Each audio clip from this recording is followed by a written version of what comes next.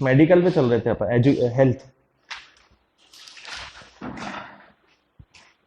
Health में हमने encephalitis, जापानी एनसेफेलाइटिस, क्या होता है उससे, शरीर में कौन से हिस्से पर असर करता है, मस्तिष्क में सूजन होती है। Sexually transmitted diseases, Nipah virus, remdesivir, gestational diabetes, foot and mouth disease, fit India movement, notifiable disease, जिसमें केंद्र सरकार ने दिल्ली सरकार को बोला है कि मलेरिया और डेंगू को इस सूची में रखा जाए, क्योंकि ताकत सूची में रखने की राज्य सरकारों के पास होती है। नीति आयोग ने एक रिपोर्ट जारी कर दी, अच्छे स्वास्थ्य के हिसाब से अच्छे राज्य कौन से हैं। फिर फिक्स्ड कॉम्बिनेशन डोज, ये सब पढ़ लिया था। दस्तक कैंपेन, डिप्थेरिया, ये हो गया था क्या, डिप्थेरिया, दस्तक हो गया था। चलो नई हेडिंग डाल लो आप, public health emergency, public health emergency of international concern, public health emergency, जन स्वास्थ्य आपातकाल ऑफ इंटरनेशनल कंसर्न। कंसर्न का मतलब होता है चिंता, इंटरनेशनल यानी अंतर्राष्ट्रीय। तो लोगों के स्वास्थ्य को लेकर एक अंतर्राष्ट्रीय चिंता जाहिर कर दी गई है, और वो किस बीमारी के लिए की गई है और किसने वो चिंता जाहिर की है, तो एक ही होगा, WHO। और जिस बीमारी के लिए चिंता जाहिर की वो है इबोला, वैश्विक महामारी के रूप में। लिख लीजिए, Ebola outbreak in Congo. Congo में इबोला फैलने के कारण WHO declared as international concern. WHO ने इसे अंतर्राष्ट्रीय चिंता बताया। WHO declared it international concern. WHO ने इसे अंतर्राष्ट्रीय चिंता बताया। तो ऐसी चिंताएं WHO को 15 बार हो चुकी हैं, ये 15वीं बार थी। WHO का जो बनने का इतिहास है, तो उसमें चिंताएं जो रही हैं वो कुल मिला के 15 रही हैं। ओके, लिख लेना ये भी।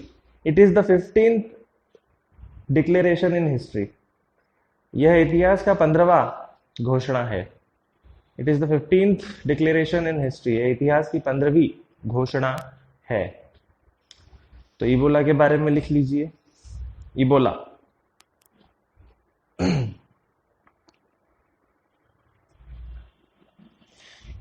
It creates Ebola haemorrhagic fever, इससे इबोला हेमरहेजिक हेमरहेजिक बुखार आता है।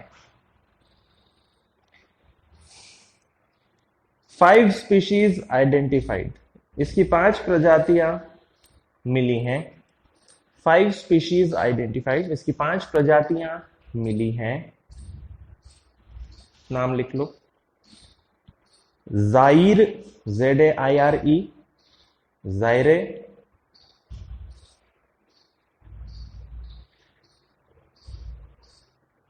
बुंडी बोगियो, Bundibugyo, comma Sudan, comma Reston, RESTON, और टाई फॉरेस्ट, TAIFORA। सूडान के बाद रेस्टन, रेस्ट लेते हैं ना, रेस्टन, और फिर टाई फॉरेस्ट लिख लो। मृत्यु दर 50% है, फैटेलिटी रेट इज 50%, मृत्यु दर 50% होती है, फुल स्टॉप। नेक्स्ट, तो इबोला का भी परीक्षण वैसे ही होता है जैसे कोरोना का होता है, बुखार वगैरह चेक करना, और बॉडी नहीं मिलती है, दफना दी जाती है, क्योंकि ये ह्यूमन से ह्यूमन फैल सकता है, इसीलिए भी। अगले पे आ जाइए, चिकनगुनिया। चिकनगुनिया लिखो, institute of life science in Bhubaneswar Orissa, institute of life science Bhubaneswar Orissa में, institute of life science Bhubaneswar Orissa, Bhubaneswar Orissa ने developed antibodies against chikungunya, chikungunya के विरुद्ध एंटीबॉडी विकसित की। Developed antibodies against chikungunya, chikungunya के विरुद्ध एंटीबॉडी तैयार की है। It is a viral disease, यह एक वायरल बीमारी होती है। It is a viral disease, viral बीमारी होती है। इन्फेक्टेड बाय मॉस्किटो, जो मच्छरों से फैलती है।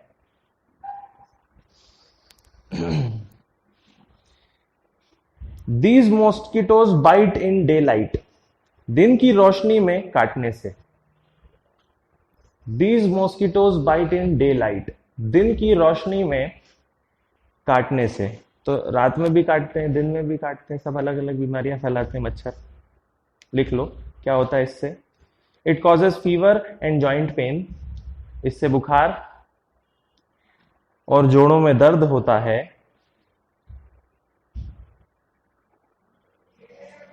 एंड पैचेस इन बॉडी, और शरीर में धब्बे भी। एंड पैचेस इन बॉडी, और शरीर में धब्बे भी। सूजन हो जाती है तो कहीं जिस जॉइंट में सूजन होगी वो सूज पेन होगा, वो सूज जाएगा ऑटोमेटिकली। तो शरीर के हर जॉइंट सूज जाते हैं इसके अंदर। ठीक है। आईएलएस कहां पर याद रखना, भुवनेश्वर उड़ीसा में है। ठीक है। तो किसके अंडर में आता है आईएलएस, वो भी लिख लो। It comes under department of biotechnology, यह बायोटेक्नोलॉजी विभाग के अधीन आता है। It comes under department of biotechnology, यह बायोटेक्नोलॉजी विभाग के अधीन आता है। जो कौन से मंत्रालय के अधीन आता होगा, बायोटेक्नोलॉजी यानी साइंस, विज्ञान एवं प्रौद्योगिकी, विच कम्स अंडर एसएनटी, जो एसएनटी मंत्रालय के अधीन है। एसएनटी यानी साइंस एंड टेक्नोलॉजी। चलो इस दवाई का नाम लिख लो। डेलुवीर नहीं लिखना है, ये पूरा लिखना है। डोल्यूटेग्रावीर नहीं, अगली हेडिंग है डोल्यूटेग्रावीर। डोल्यूटेग्रावीर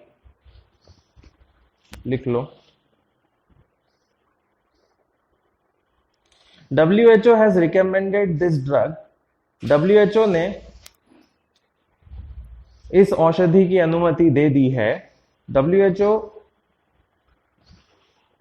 has recommended या permitted this drug, ने इसकी अनुमति दे दी है to use in HIV patients, HIV मरीजों के लिए। to use in HIV patients, HIV मरीजों के लिए। It's brand name is TVK, इसका ब्रांड नाम TVK है, TIVICAY। Brand name is TVK, brand नाम TVK है। यूज टू ट्रीट एड्स, जो एड्स से लड़ता है। सबसे एफिशिएंट ड्रग मानी जा रही है हाल फिलहाल में एड्स के लिए। शुरुआती स्टेजेस में एड्स से लड़ने के लिए ये ड्रग काम आती है। नेक्स्ट अगली हेडिंग लिखिए। अगली हेडिंग में फिर से दवाई का नाम लिखो, IMMUVAC। IMMUVAC।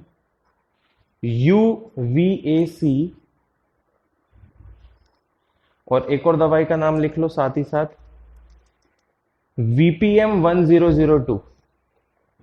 VPM1002, ये दो दवाई हैं, लिख लीजिए। ICMR लॉन्चेस, ICMR पता है, Indian medical council and research centre. ICMR launches 2 new TB vaccines, ने यह 2 नई TB दवाई जारी की हैं। लॉन्च 2 न्यू TB वैक्सीन्स, ने यह 2 नई TB दवाई जारी की हैं।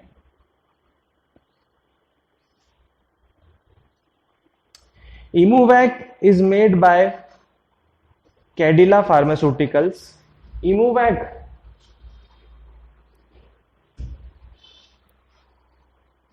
कैडिला फार्मास्यूटिकल अहमदाबाद में बनती है. कैडिला फार्मास्यूटिकल्स अहमदाबाद में बनती है. And VPM 1002 in serum institute of Pune. Pune के सीरम इंस्टीट्यूट में. इन serum institute of Pune. Pune के सीरम इंस्टीट्यूट में. अब वो टीबी का मैंने बताया था. ट्यूबरक्लोसिस जो बीमारी होती है लोगों में वो बहुत पहले से हो रही है, नई बीमारी तो है नहीं. प्लस पुरानी दवाइयां क्या होती जा रही है, कम रेजिस्टेंट होते जा रही हैं, क्योंकि वायरस जो है वो अपने आप को मजबूत करता जा रहा है, प्रतिरोधी क्षमता बढ़ाता जा रहा है. तो काफी ताकतवर दवाइयां हैं ये. ओके, तो इससे पहले हम कौन सी दवाई यूज कर रहे हैं एकदम कॉमन सरफेस पर, वो लिख लेते हैं. लिख लो. करंटली इन इंडिया, फिलहाल भारत में BCG vaccine is used. BCG दवाई इस्तेमाल होती है, but it is 100 year old. किंतु यह 100 वर्ष पुरानी हो चुकी है. But it is 100 year old, किंतु ये 100 वर्ष पुरानी हो चुकी है. And became poor and give poor protection against TB. और टीबी के विरुद्ध कमजोर रक्षा प्रदान करती है. And gives poor protection against TB. और टीबी के विरुद्ध कमजोर सुरक्षा प्रदान करती है. तो ये 2 नई वैक्सीन टीबी के खिलाफ बनी है. टीबी का मामला बहुत उछल रहा है. ओके, यूं तो WHO ने बोला था एक जमाने में कि 2020 में हम पूरे विश्व से टीबी खत्म कर देंगे, लेकिन वो सफल होता तो दिखा नहीं. तो फिर इंडिया ने सफल होते नहीं दिखा तो बोल दिया कि 2022 या 25 तक हम पूरा समाप्त कर देंगे. अगला वेरी वेरी इंपॉर्टेंट, बहुत सारी चीजें बदल दी है इस चीज ने. नेशनल मेडिकल कमीशन बिल, राष्ट्रीय चिकित्सा आयोग विधेयक. नेशनल मेडिकल कमीशन बिल, राष्ट्रीय चिकित्सा आयोग विधेयक 2019 पास हो चुका है, कानून बन चुका है. ये पार्लियामेंट में पूरी तरीके से पारित है. क्या होगा इससे, लिख लीजिए. It will increase representation of state medical councils. राज्य चिकित्सा परिषद में प्रतिनिधि बढ़ाएंगे. It will increase representation in state medical councils. राज्य चिकित्सा परिषद में सदस्य बढ़ाएंगे फ्रॉम 5 to 9. पहले के 5 से 9. फ्रॉम 5 to 9, पहले के 5 से 9. And in state university representation, और राज्य विश्वविद्यालय में सदस्यता. And in state university representation, और राज्य विश्वविद्यालय में सदस्यता इंक्रीज फ्रॉम 6 to 10. 6 से बढ़ के 10 होगी. इंक्रीज फ्रॉम 6 to 10, 6 से बढ़कर 10 हो जाएगी. Full stop. और क्या क्या किया इस बिल की वजह से, बहुत सारी चेंजेस हुए हैं, एक एक करके सब लिख लो. Repeal Indian medical council act. भारतीय औषधि परिषद 1956 हटाया गया. Repeal Indian medical commission 1956. भारतीय चिकित्सा परिषद या आयोग 1956 हटाया गया, पुराना ये था. अगला, national medical commission will be set up. राष्ट्रीय चिकित्सा आयोग बनेगा. National medical commission will be set up. राष्ट्रीय चिकित्सा आयोग बनेगा, bracket NMC. Consisting of 25 members, जिसमें 25 सदस्य होंगे।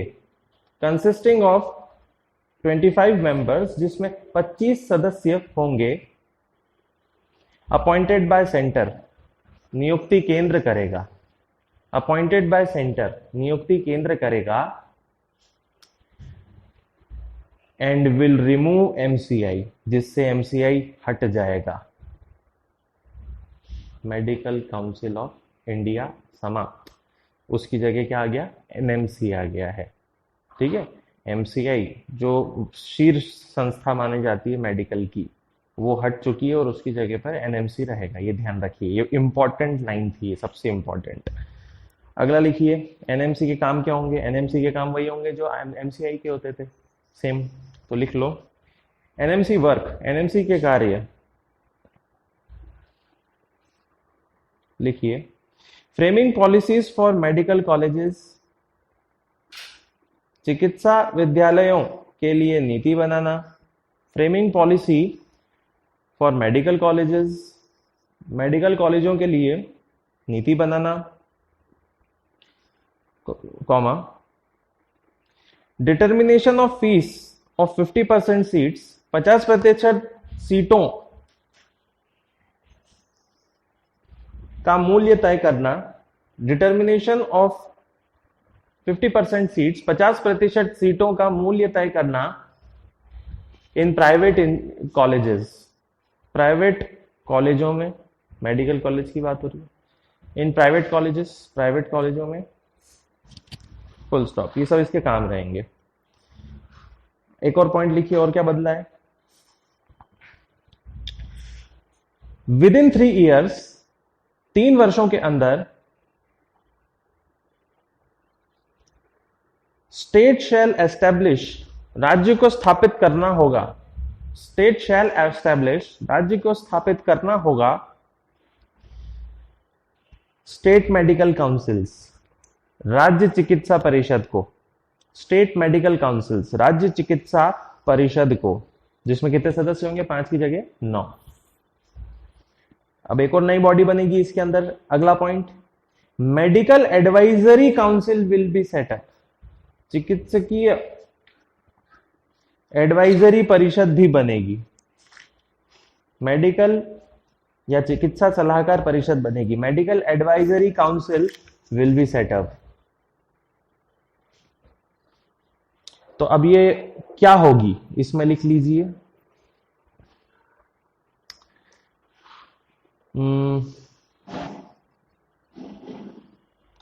अकॉर्डिंग टू बिल, इस विधेयक के अनुसार 3 boards will be set up, 3 board भी बनेंगे। 3 boards will be set up, 3 board भी बनेंगे। Which will work under NMC, जो एनएमसी के तहत कार्य करेंगे। प्रत्येक बोर्ड में एक अध्यक्ष और 4 सदस्य होंगे। Each board will have president and 4 member, प्रत्येक बोर्ड में एक अध्यक्ष और 4 सदस्य रहेंगे। तो एनएमसी के अंडर में 3 बोर्ड कौन से बनेंगे, तीनों बोर्ड के नाम लिख लो। पहला, under graduate medical education board, स्नातक चिकित्सा शिक्षा board. Under graduate medical education board, स्नातक चिकित्सकीय शिक्षा बोर्ड, ब्रैकेट में लिखो यूजीएमईबी, यूजीएमईबी।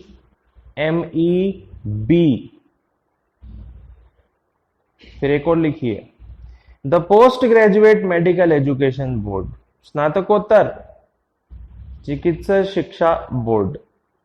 Post graduate medical education board, स्नातकोत्तर चिकित्सा शिक्षा बोर्ड।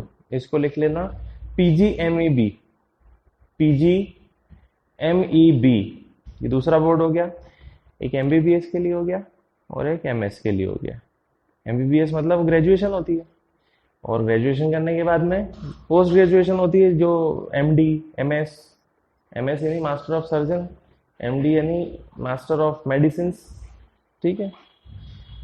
तीसरा बोर्ड लिख लो, medical assessment and rating board, चिकित्सकीय असेसमेंट एवं rating board. Medical assessment and rating board, चिकित्सकीय असेसमेंट और रेटिंग बोर्ड, MARB। और चौथा लिख लीजिए, the ethics and medical registration board, the ethics and medical registration board. शिकायतें इधर ही जाएंगी किसी डॉक्टर की अगर जाएंगी तो। नैतिकता। अब अगला इंपॉर्टेंट, अगली हेड इसी में लिखिए, नीट एग्जाम। मेडिकल के लिए नीट एग्जाम होती है, NEET NEET exam, full form लिख लीजिए, पता होना चाहिए। National eligibility cum entrance test, national eligibility cum entrance test.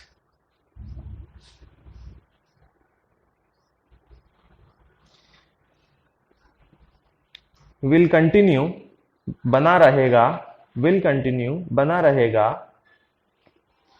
For graduate and post graduate education, स्नातक और स्नातकोत्तर शिक्षा के लिए, for graduate and post graduate education, स्नातक और स्नातकोत्तर शिक्षा के लिए। पर एक नई एग्जाम आ जाएगी, नेक्स्ट, उसका नाम रहेगा नेक्स्ट। मतलब क्या रहेगा उसमें, खतरनाक एग्जाम रहेगी वो।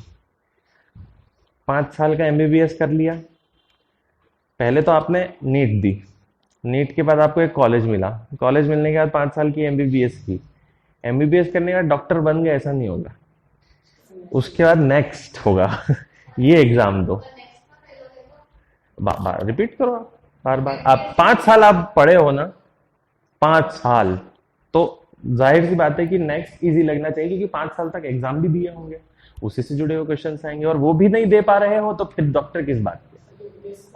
और जो विदेश आएंगे उनको भी नेक्स्ट देना पड़ेगा, जो बाहर से आते हैं ना, चाइना से आ रहे हैं और रशिया से पढ़ पढ़ के आ रहे हैं, उनको भी नेक्स्ट देना पड़ेगा।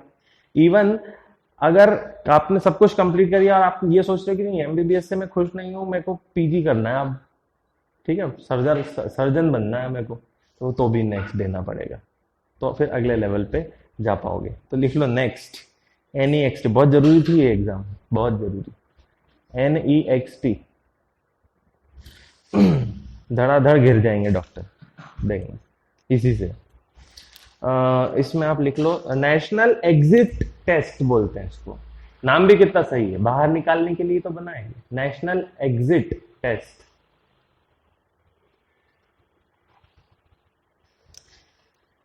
आफ्टर ग्रेजुएटिंग, स्नातक बनने के बाद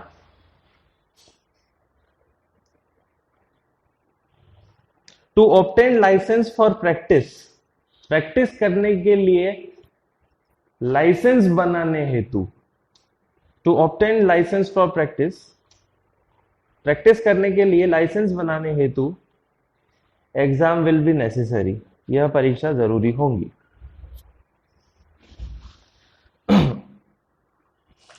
नेक्स्ट, अगले पे आ जाइए, अगली हेडिंग, मीजल्स, खसरा,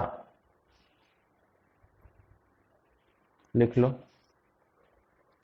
Sri Lanka becomes 4th country in Asia, Sri Lanka Asia का चौथा देश बना, टू एलिमिनेट मीजल्स, जिसने मीजल को समाप्त कर दिया है, टू एलिमिनेट मीजल्स, जिसने मीजल्स को समाप्त कर दिया है। तो चौथा बना है, तो 3 कौन से वो भी लिख लो, भूटान, मालदीव्स, तिमोर लेस्ते, भूटान, मालदीव और तिमोर लेस्ते। मीजल्स कैसे होता है लिख लीजिए, spread by nose, mouth, throat of infected person, संक्रमित व्यक्ति के नाक, मुंह और गले से, nose mouth throat of infected person, संक्रमित व्यक्ति के नाक, मुंह और गले से, यानी जनरली छींकने से, लार से होता है। सिम्टम क्या होता है लिख लो, हाई फीवर, तेज ज्वर, कॉमा, रनी नोज, बहती नाक, एंड ब्लड शॉट आईज, और लाल आंखें, एंड ब्लड शॉट आईज, एवं लाल आंखें। आफ्टर 3 to 4 days, 3 से 4 दिन के बाद, ये तो 3 से 4 दिन का रहता है, उसके बाद क्या, रैशेस इमर्ज, धब्बे बनने लगते हैं, starting from face to down, जिसकी शुरुआत चेहरे से और फिर नीचे की ओर होती है। Starting from face to down, जिसकी शुरुआत चेहरे से और फिर नीचे की ओर होती है। क्या क्या हो सकता है इससे, लाइफ थ्रेटनिंग होता है, बच्चों को ज्यादा परेशानी हो सकती है, लिख लो। It can also lead to encephalitis, इससे एनसेफेलाइटिस भी हो सकता है, यानी अगर ये बीमारी मस्तिष्क तक पहुंच गई तो मस्तिष्क क्या हो जाएगा, अपने आप को बचाने के लिए सूज जाएगा, तो एनसेफेलाइटिस हो जाएगा। It can lead to encephalitis, encephalitis हो सकता है। डिहाइड्रेशन, निमोनिया, पानी की कमी, निमोनिया, विजन लॉस, देखने में कमी,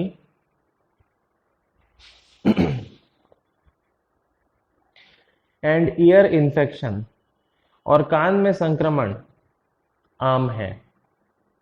डिहाइड्रेशन, निमोनिया, विजन लॉस, देखने में कमी, ईयर इन्फेक्शन, कान में संक्रमण आम बात है।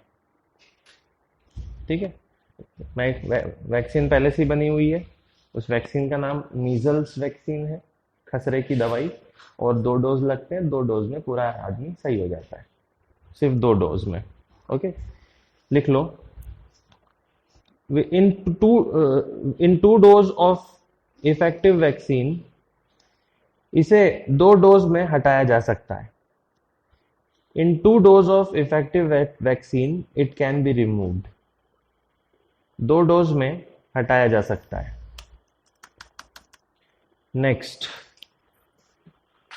Prohibition of electronic cigarettes bill, electronic cigarette निषेध विधेयक, prohibition of electronic cigarette bill, electronic cigarette निषेध विधेयक, इसके बारे में लिखिए। It is now cognizable offence, यह अब संज्ञेय अपराध होगा, पीना नहीं, बेचना। It will be a cognizable offence, यह संज्ञेय अपराध होगा। इम्प्रिजनमेंट ऑफ 1 ईयर और फाइन ऑफ 1 लाख, जिसमें 1 साल की सजा या 1 लाख जुर्माना हो सकता है। 1 year 1 lakh. If offence is repeated, यदि दोबारा ऐसा हुआ, it will be 3 years and 5 lakh, तो 3 वर्ष और 5 लाख का जुर्माना। It will be 3 years and 5 lakh, तो 3 वर्ष और 5 साल का जुर्माना।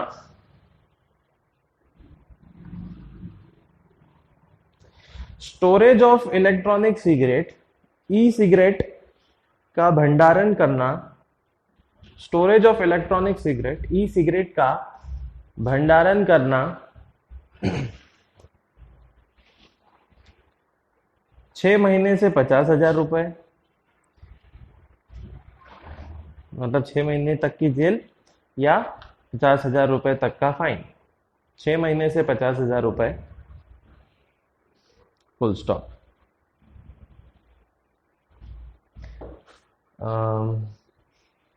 ई सिगरेट्स बैटरी ऑपरेटेड होती हैं। ये तो सब, ये पूरा बैटरी रहेगा, बैटरी कंपोनेंट। उसके बाद में इनहेलर इस तरफ, ऑटोमाइजिंग डिवाइस यानी कि इस बैटरी से बिजली लेकर एरोसोल को जला देना, और जलाने के बाद जो भाप बनेगी उसको खींचना, ऐसे चलता है।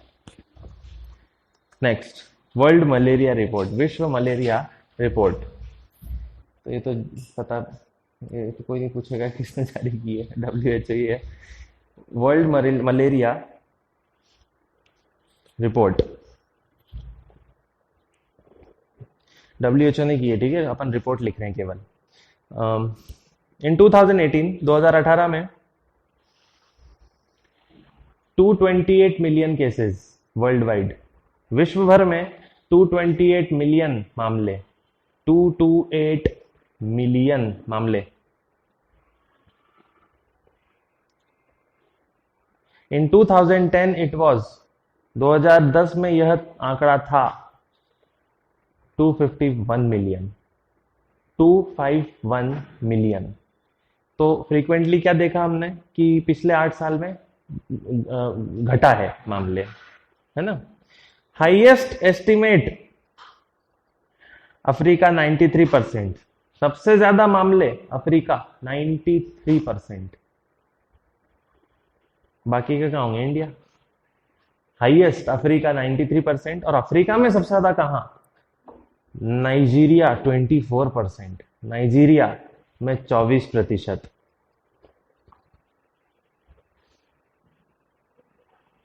टू 2018 डेथ्स वर 4,05,000, 2018 में मौतें 4,05,000। तो ये भी कम हुई हैं, तो लिखो 2017 में 4,16,000, 2017 4,16,000, और फिर 10 पे पहुंचो, 2010 में 5,90,000, 2010 में 5,90,000। फिर लिख लो आप, P vivax malaria, P vivax VIVAX malaria was recorded highest in India, सबसे ज्यादा भारत में हुआ। P vivax malaria was recorded highest in India, P vivax malaria सबसे ज्यादा भारत में हुआ 47%। पी विवैक्स मलेरिया के ब्रैकेट में लिख लेना, मलेरिया का दूसरा सबसे बड़ा रूप, second most common form of malaria, malaria का दूसरा आम स्वरूप पी विवैक्स मलेरिया कहते हैं उसको, ठीक है। वो प्लाज्मोडियम वगैरह नहीं लिखेंगे, वो पता ही है ना आपको, प्लाज्मोडियम पैरासाइट से होता है मलेरिया, पता है, अपन पता होना चाहिए, ठीक है। तो अब पी विवैक्स दूसरा सबसे आम बीमारी होती है मलेरिया की, तो पहली कौन सी होती है वो भी लिख लो। The first is P falciparum, प्रथम है पी फ्लासी पैरम। पी से क्या होगा, plasmodium, falciparum, FLACI falciparum. 90% of malaria in India, 90% malaria भारत में, डैश राज्यों के नाम लिख लो, UP Jharkhand Chhattisgarh, UP Jharkhand Chhattisgarh, Paschim Bengal Gujarat Orissa MP। Paschim Bengal WB, Gujarat Orissa MP में 90% ले जाता है। फिर ये तो हमने पहले ही डिस्कस कर लिया है, मिशन इंद्रधनुष, तो इसको हम फिर से डिस्कस करेंगे, क्योंकि मिशन इंद्रधनुष में कौन कौन सी दवाइयां आती है वो हमने लिखी थी, जो अपन फिर से भूल गए, तो अपन फिर से लिखेंगे। लिखिए हेडिंग, मिशन इंद्रधनुष 2.0, मिशन इंद्रधनुष 2.0। बेसिक चीजें लिखवा देता हूं, बाकी तो हमने लिख रखी है। चिल्ड्रन अंडर 2 ईयर एज, 2 वर्ष से छोटे बच्चों के लिए, एंड प्रेग्नेंट वुमेन, और गर्भवती महिलाओं के लिए, एंड प्रेग्नेंट वुमेन, और गर्भवती महिलाओं के लिए। टारगेट इज 90% इम्यूनाइजेशन, 90% का लक्ष्य रखा है। टारगेट इज 90% इम्यूनाइजेशन, 90% का लक्ष्य है। सारी वैक्सीन कवर कर लो, कौन कौन सी वैक्सीन के टीके लगेंगे। डिप्थेरिया, कॉमा, काली खांसी, वूपिंग कफ, काली खांसी मालूम है ना, वो गधा खांसी बोलते हैं उसको, सूखी खांसी, वूपिंग कफ, काली खांसी। Tetanus, polio, TB, measles, meningitis, hepatitis B. प्रश्न भी आ चुका है शायद पिछली यूपीएससी में हेपेटाइटिस को लेके, कि इनमें से कौन सी हेपेटाइटिस की वैक्सीन नहीं बनी है। ऑप्शन दिए थे हेपेटाइटिस बी, सी, तो सी की नहीं बनी है, बी की वैक्सीन तैयार है। हेपेटाइटिस बी, जापानी एनसेफेलाइटिस, एक्सेट्रा इत्यादि। अब जो हमने उस वक्त नहीं लिखा था वो अभी लिख लेंगे। This programme will cover 272 districts, यह योजना 272 जिलों तक चलेंगी। In 4 rounds between December 19 to March 20, 4 राउंड में दिसंबर 19 से मार्च 2020 तक। दिसंबर 19 से मार्च 2020 तक। चलिए भी हो गया। अब मीजल्स से जुड़े हुए रिपोर्ट आई है WHO और यूनिसेफ की, वो भी लिख लेते हैं। अगला खसरा, मीजल्स, फिर से आ रहा है, ये दूसरी बार आ रहा है। मीजल्स, खसरा, लिखो इसमें। WHO और यूनिसेफ की संयुक्त report, WHO and UNICEF published a report.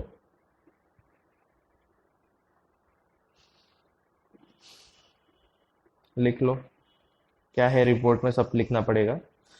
2018, 1 crore मामले, 10 million cases, 1.4 lakh death, 1.4 lakh मौत, 1.4 लाख डेथ, 1.4 लाख मौत,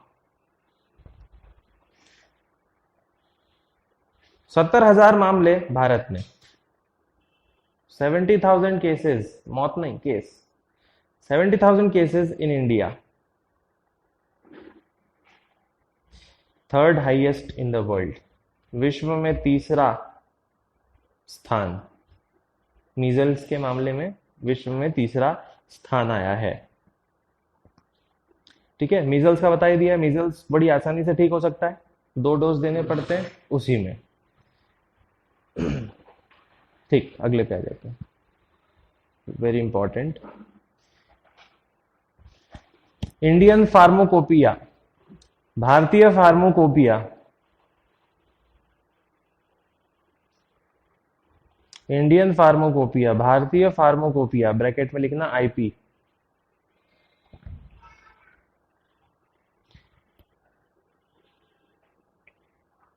अब यहाँ पे 2 नियम आने वाले हैं हमेशा के लिए याद रखने के लिए। एक है ड्रग्स एंड कॉस्मेटिक्स एक्ट 1940, और उसके रूल्स बने थे 1945 में, आज़ादी के पहले की बात हो रही है। ये क्या करते हैं, इन कानूनों के हिसाब से हर दवाइयों का एक स्टैंडर्ड बनाना पड़ता है, और भारत ने स्टैंडर्ड की एक पूरी किताब बना रखी है। 2013 में भी बनी थी, 14 में बनी थी, फिर 18 में बनी है। अफगानिस्तान पहला देश बना जिसने ये रिकॉग्नाइज किया कि हाँ, हम भारत की बनाई हुई इस पुस्तक को मानते हैं, तो हम भी इसको लेंगे और हम भी इसके हिसाब से अपना स्टैंडर्ड मेंटेन करेंगे दवाइयों का। लिख लो, Afghanistan become first country, Afghanistan प्रथम देश बना टू रिकॉग्नाइज फार्माकोपिया, जिसने फार्माकोपिया को माना है। टू रिकॉग्नाइज इंडियन फार्माकोपिया, जिसने भारतीय फार्माकोपिया को माना है। It is a book of standards, यह स्टैंडर्ड्स की किताब होती है। It is a book of standards, यह स्टैंडर्ड की पुस्तक होती है। As per drugs and cosmetic act 1940, जो ड्रग्स एवं कॉस्मेटिक अधिनियम 1940 के तहत, as per drugs and cosmetic act 1940, जो ड्रग्स और कॉस्मेटिक अधिनियम 1940 के तहत, एंड रूल्स 1945, एवं नियम 1945 को बताती है। एंड रूल्स 1945 और नियम 1945 के तहत बनी है, को बताती नहीं, के तहत बनी है। ठीक, स्टैंडर्ड्स होते हैं दवाइयों के, दवाइयों का बनने की प्रोसेस क्या होनी चाहिए, स्टैंडर्ड क्या क्या फॉलो करना चाहिए, अफगानिस्तान ने माना है। Next, TB, tuberculosis, TB, tuberculosis. TB report released by health ministry, स्वास्थ्य मंत्रालय ने टीबी रिपोर्ट जारी की, 2019 की रिपोर्ट है। रिपोर्ट के में क्या क्या कहा गया लिख लीजिए। एज पर 2018, 2018 के मुकाबले देयर वाज 16% इंक्रीज इन 2019, 16% मामले बढ़े 2019 में।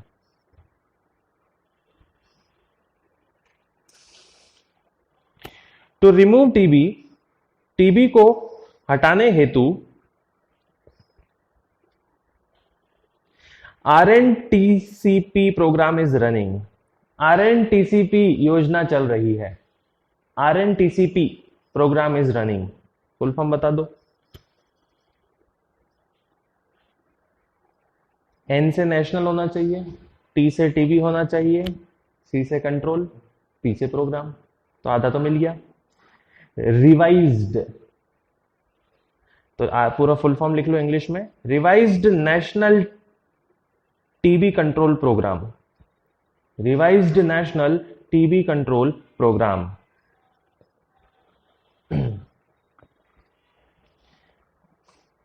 मैक्सिमम इंक्रीज इन यूपी, सबसे ज्यादा बढ़त यूपी में हुई है। मैक्सिमम डिक्लाइन इन ओडिशा, सबसे ज्यादा कटौती उड़ीसा में। तो मरीज यूपी में बढ़े हैं और मरीज उड़ीसा में घटे हैं। ठीक है, अब टीबी से जुड़ा हुआ एक फाइनल चीज लिख लो। टीबी, अगली हेडिंग है, टीबी हारेगा देश जीतेगा कैंपेन। टीबी हारेगा देश जीतेगा अभियान। पता ही आपको 2022 तक क्या करना है, टीबी समाप्त करना है, लिख लो। To eradicate TB by 2022, sorry समाप्त तो 25 तक करना है। ये केयर सेंटर टीबी के लिए जो संस्थाएं होती है वो 2022 तक सेटअप करनी है, ये वो है। देश हारेगा, देश हारेगा नहीं, टीबी हारेगा देश जीतेगा, लिखो इसमें। Expand TB care services, TB स्वास्थ्य सेवाएं बढ़ाना बाय 2022, 2022 तक।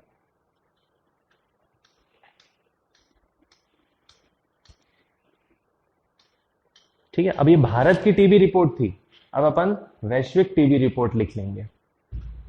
वर्ल्ड टीबी रिपोर्ट 2019, वैश्विक टीबी रिपोर्ट 2019। लिखने की जरूरत नहीं, किसने रिलीज किया, WHO ही है। तो अब इसमें लिख लो,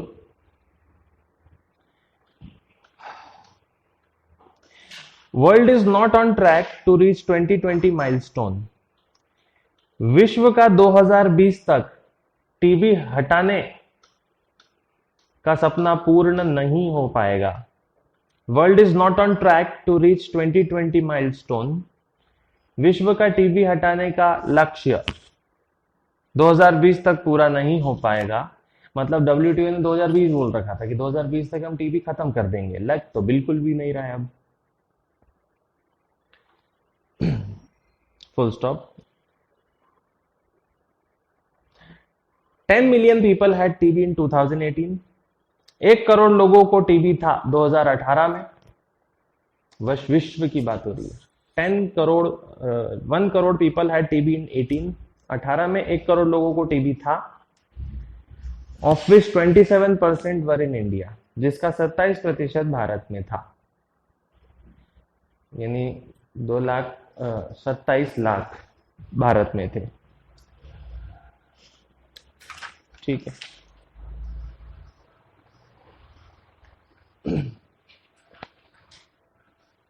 दवाइयों के नाम लिख लो।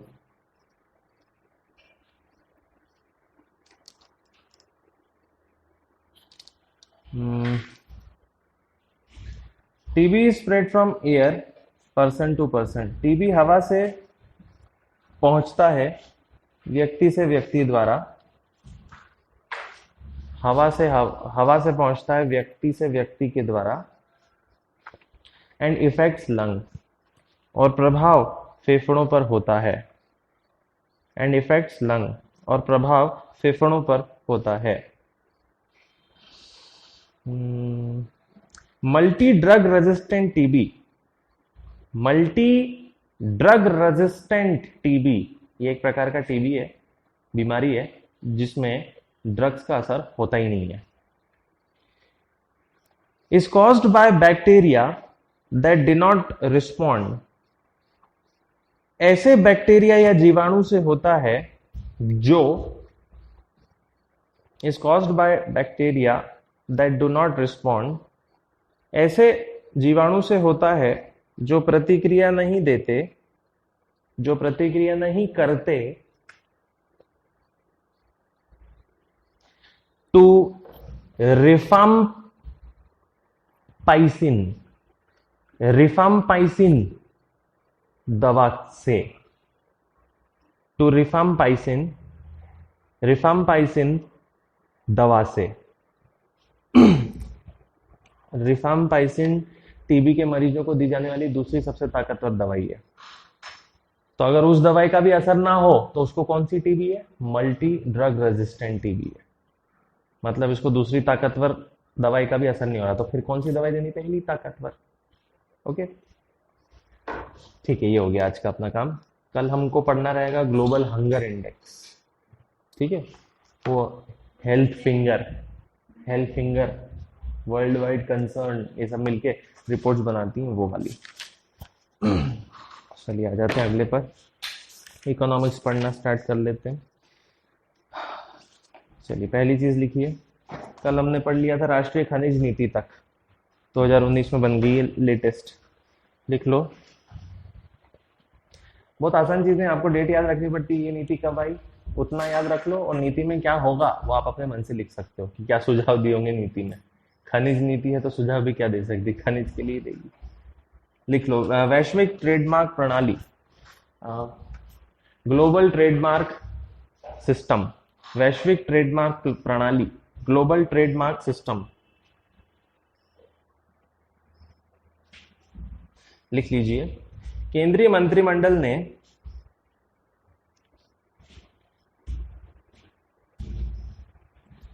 तीन समझौतों से भारत को जोड़ने की अनुमति दी। 3 समझौतों से भारत को जोड़ने की अनुमति दी। कौन से 3 समझौते? लिख लो। नीस समझौता, नीस एग्रीमेंट, नीस समझौता, नीस एग्रीमेंट। तो ये नीस एग्रीमेंट क्या होता है? डैश लगा के लिख लीजिए। ट्रेडमार्क रजिस्ट्रेशन के लिए, ट्रेडमार्क पंजीकरण के लिए वस्तुओं और सेवाओं के अंतर्राष्ट्रीय वर्गीकरण से संबंधित, वस्तुओं और सेवाओं के अंतर्राष्ट्रीय वर्गीकरण से संबंधित, इसको नीस समझौता बोलते हैं। दूसरा, हाँ कर लो ना।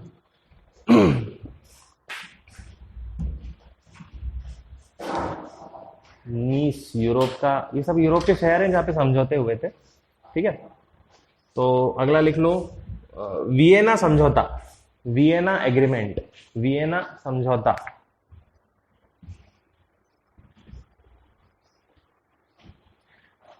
ट्रेडमार्क के प्रतीकात्मक तत्वों से संबंधित, ट्रेडमार्क कैसा दिखता है, कोई ब्रांड होती है वो दिखता कैसा है, उससे जुड़ा हुआ। ट्रेडमार्क के प्रतीकात्मक तत्वों से संबंधित। और फिर अगला लिख लो, लोकार्नो समझौता, लोकार्नो समझौता।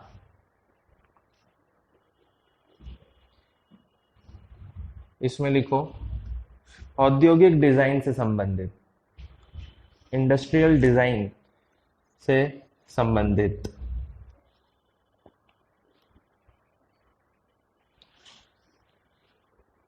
ठीक है, भारत को क्या फायदा मिल जाएगा इस इन 3 समझौतों पर हस्ताक्षर करने से?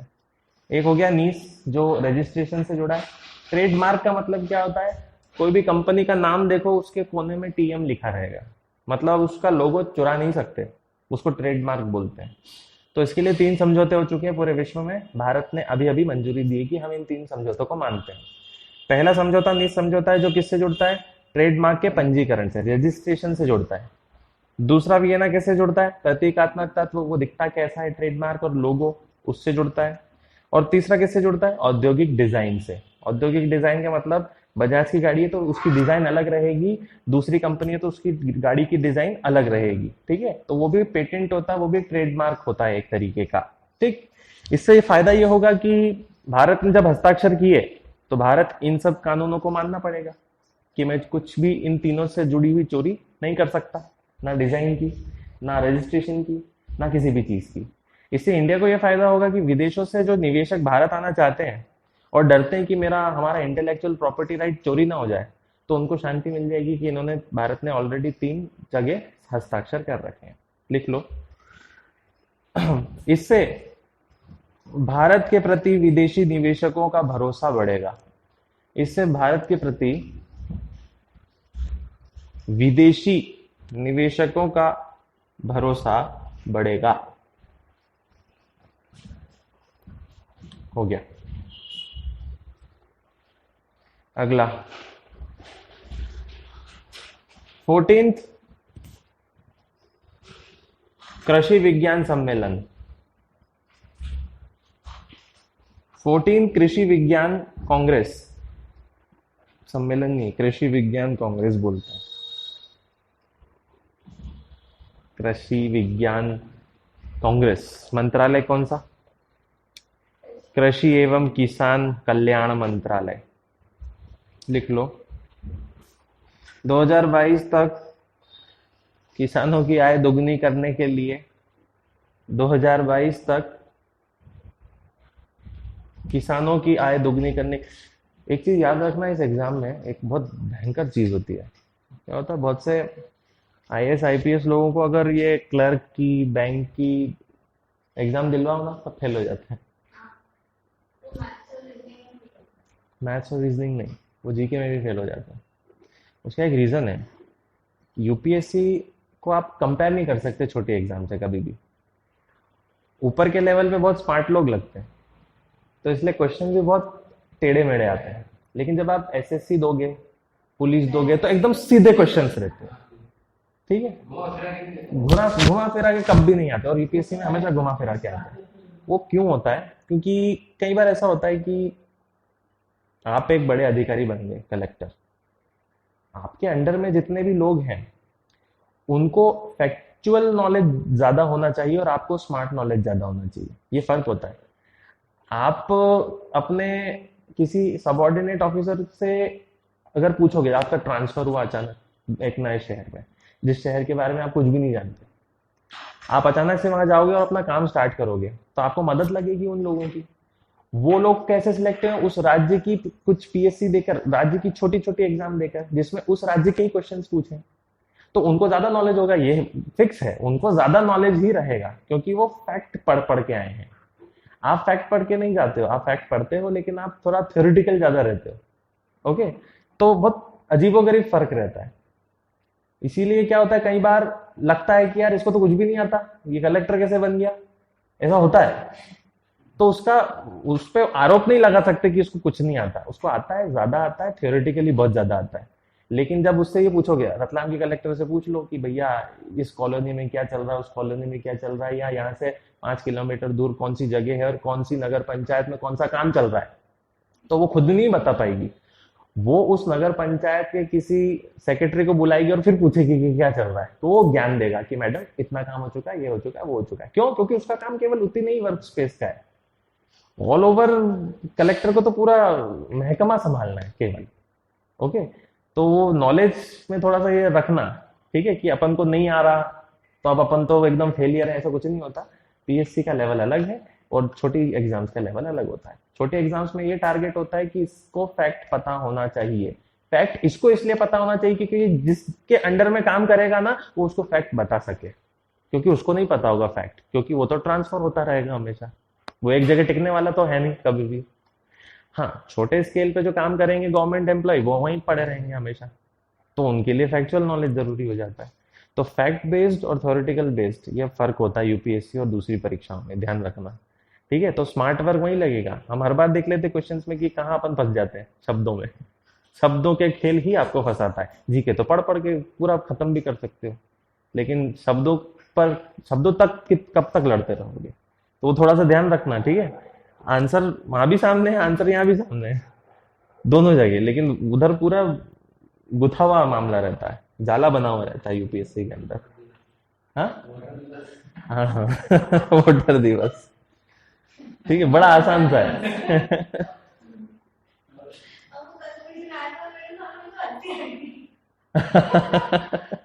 कि मतलब इतना इजी नहीं दे पाए घूम गया पूरा। बस वही होता है ऐसा, यही तो मजे है इसी एग्जाम के, और क्या है। अगर आपको ये इसमें मजा नहीं आ रहा तो फिर किसी चीज करने का मतलब क्या है। चलो अगले पे आ जाते हैं। Knitwear sector development, knitwear sector का विकास। Knit, knitwear sector development, English में ये वाला नेट लिखना, नॉट बोलते ना, गूंथना, बांधना। निट वियर सेक्टर का विकास कपड़ा मंत्रालय द्वारा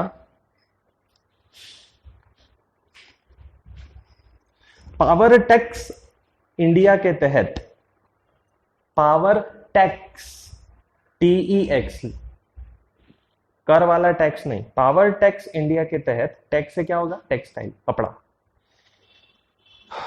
बुने कपड़ों के क्षेत्र के विकास के लिए, कपड़ों के क्षेत्र के विकास के लिए नीट वियर स्कीम शुरू की गई। नीट वियर स्कीम शुरू की गई। इसका आधार पीपीपी रहेगा,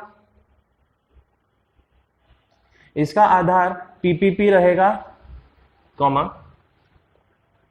पावरलूम सर्विस सेंटर बनेंगे, पावरलूम सर्विस सेंटर बनेंगे, वस्त्र अनुसंधान केंद्र बनेंगे, टेक्सटाइल रिसर्च सेंटर बनेंगे, वस्त्र अनुसंधान केंद्र बनेंगे, और एक्सपोर्ट प्रमोशन काउंसिल बनेगी, और एक्सपोर्ट यानी निर्यात प्रमोशन परिषद बनेगी, एक्सपोर्ट प्रमोशन काउंसिल बनेगी, जिससे बाजार में विकास होगा। ठीक है, कपड़ा व्यापार बढ़ाना है इंडिया को। Next heading, DIPAM, DIPAM, DIPAM, निवेश और लोक संपत्ति प्रबंधन विकास, department of investment and public asset management. एक ही काम है इसका, संपत्ति बेचो सरकार की, पकड़ पकड़ के। ठीक है, वो हम बात करते रहते हैं ना, विनिवेश विनिवेश। तो विनिवेश का सारा काम किस विभाग के पास रहता है? DIPAM के पास में रहता है। लिख लो, सरकारी गैर प्राथमिक परिसंपत्तियों में मौद्रीकरण में तेजी लाने के लिए, इसका मतलब समझाओ मेरे को। लिखो, पूरा लिखो। गैर प्राथमिक, सरकारी गैर प्राथमिक परिसंपत्तियों के मौद्रीकरण में तेजी लाने के लिए, सरकारी गैर प्राथमिक परिसंपत्तियों के मौद्रीकरण में तेजी लाने के लिए, क्या मतलब हो जाएगा इसका? ये लाइन का मतलब क्या है? कितना इजी मतलब है इसका। सरकारी गैर प्राथमिक, क्योंकि प्राथमिक होती तो सरकार उसको छोड़ती नहीं अपने आप से। गैर प्राथमिक है मतलब इतना काम की नहीं है वो। क्या? परिसंपत्ति। परिसंपत्ति यानी फैक्ट्री, कुछ भी एसेट्स, कुछ भी एसेट्स के मौद्रीकरण में तेजी लाने के लिए। उसकी मुद्रा को नहीं बढ़ाना है, उसको बेच बेच के क्या होगा? मौद्रीकरण में तेजी आएगी, को बढ़ाने के लिए। डाइपैम के तहत विशेष सेल स्थापित होंगे। डाइपैम के तहत विशेष सेल स्थापित होंगे। सेल का मतलब क्या हो जाएगा? ये जो विभाग है, निवेश और लोक परिसंपत्ति प्रबंधन विभाग, ये अपने छोटे छोटे सेल बना लेगा, यूनिट बना लेगा, जिसमें छोटे छोटे बहुत सारे अधिकारी आ जाएंगे, जिनको स्पेसिफिक वर्क दिया जाएगा कि सरकार ये एसेट बेचना चाहती है, ये वाला बेचने का पूरा काम इस सेल का, दूसरे वाले का बेचने का काम पूरा काम इस सेल का। ऐसे छोटे छोटे सेल बन जाएंगे डाइपैम के अधीन। लिख लो, इसमें पाकिस्तान और चीन गए लोगों की संपत्ति भी बेची जाएगी। इसमें पाकिस्तान और चीन गए लोगों की संपत्ति भी बेची जाएगी। ये हमने डिस्कस कर रखा है, जिसको बोलते हैं शत्रु संपत्ति, है ना। दिल्ली में है, पंजाब में है, और कहाँ है, यूपी में है, असम में है, सब जगह, अरुणाचल प्रदेश में भी है।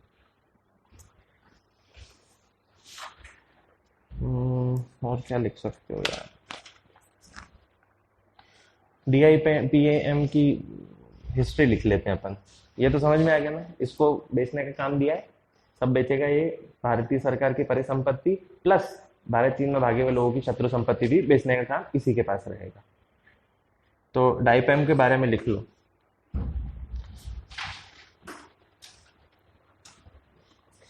पहले विनिवेश विभाग वित्त मंत्रालय के अधीन था। पहले विनिवेश विभाग, डिसइन्वेस्टमेंट डिपार्टमेंट, पहले तो मंत्रालय ही होता था पूरा, वित्त मंत्रालय के अधीन था।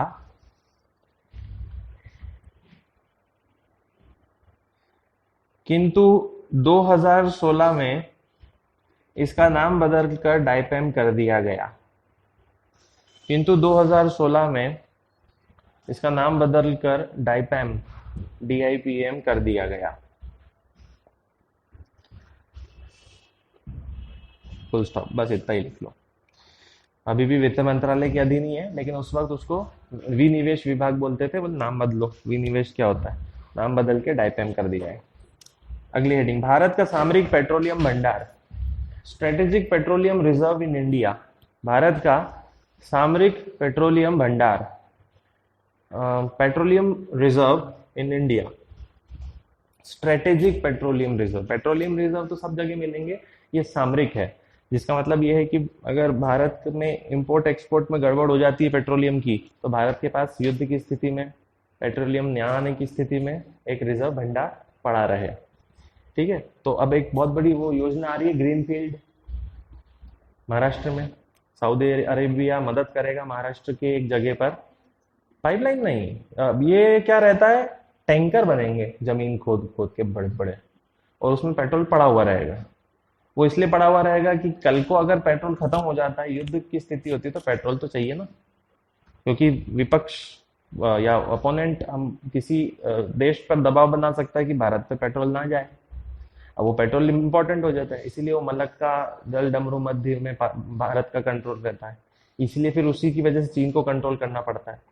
अब कायदे से वो बताया नहीं जाता कि भारत और चीन के बीच में जो भी विवाद हुए, तो विवाद अगर बढ़ते हैं तो इंडिया चीन की दिशा में ध्यान नहीं देगा। चीन सीधे अंडमान निकोबार पहुंचेगा और मलक्का में बैन करवा देगा कि नहीं पहुंचना है, आना ही मत। तेल नहीं पहुंचेगा तो चीन चलेगा कैसे? तो ऐसे हमने पकड़ भी रखा है चीन को थोड़ा बहुत।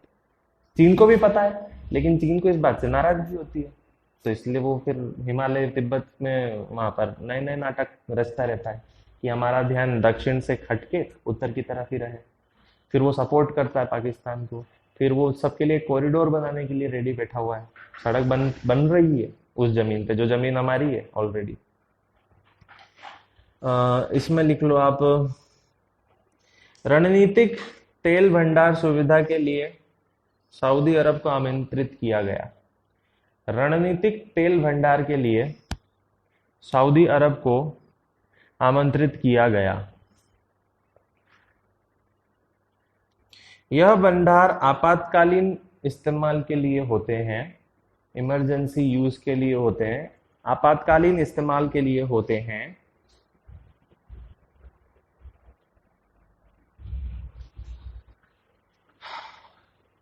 और महाराष्ट्र के रत्नागिरी जिले में, और महाराष्ट्र के रत्नागिरी जिले में एक नया भंडार बनेगा, एक नया ग्रीन फील्ड भंडार बनेगा। ग्रीन फील्ड ब्राउन फील्ड पता है ना फर्क? ग्रीन फील्ड किसको कहते हैं? जहां पहले कोई प्रोजेक्ट नहीं था अब बन रहा है। ब्राउन फील्ड किसको कहते हैं? जहां पहले से ही प्रोजेक्ट चल रहे थे, अब नया और बनेगा। ठीक है, जैसे इंडस्ट्रियल एरिया, ब्राउन फील्ड।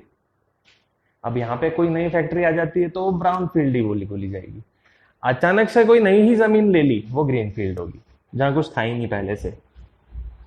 और लिख लो, तो ऐसा नहीं है कि भारत के पास सामरिक भंडार के क्षेत्र नहीं है, पहले हमारे पास 3 है, ये ध्यान रखना।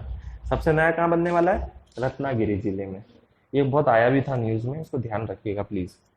लिख लो, वर्तमान में विशाखापट्टनम ब्रैकेट आंध्र प्रदेश,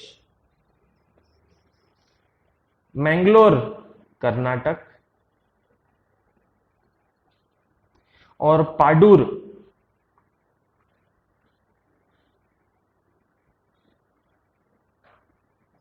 कर्नाटक में भंडार स्थित हैं। आंध्र प्रदेश, मैंगलोर, पाडूर में भंडार स्थित हैं। रत्नागिरी के अलावा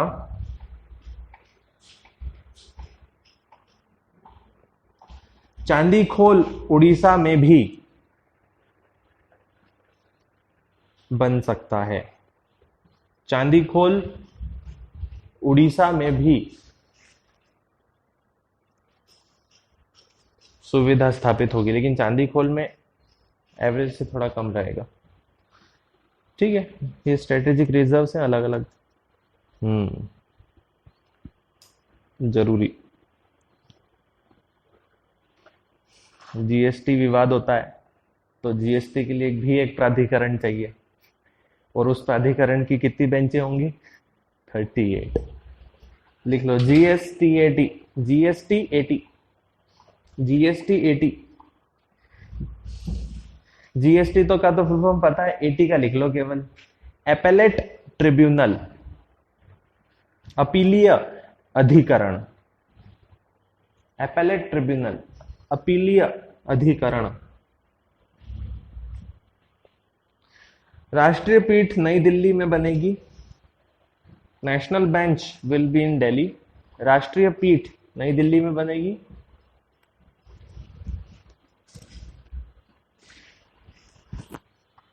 राज्य बेंच 25 राज्यों में, राज्य पीठ 25 राज्यों में, यूटी पीठ यानी यूटी बेंचेस, 5 यूटी में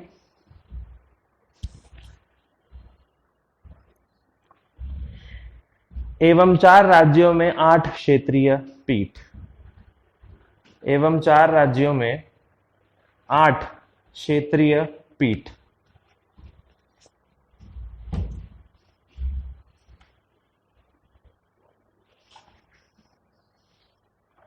ठीक है, जीएसटी में कुछ प्रॉब्लम होती है तो कोर्ट बोलेगा पहले यहां जाके आओ।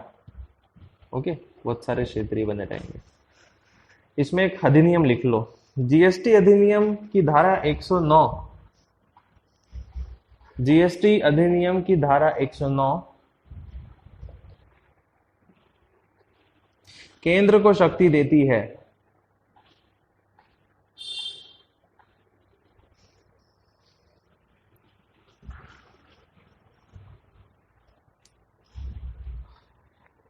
कि जीएसटी विवादों का समाधान करे, कि जीएसटी विवादों का समाधान करे।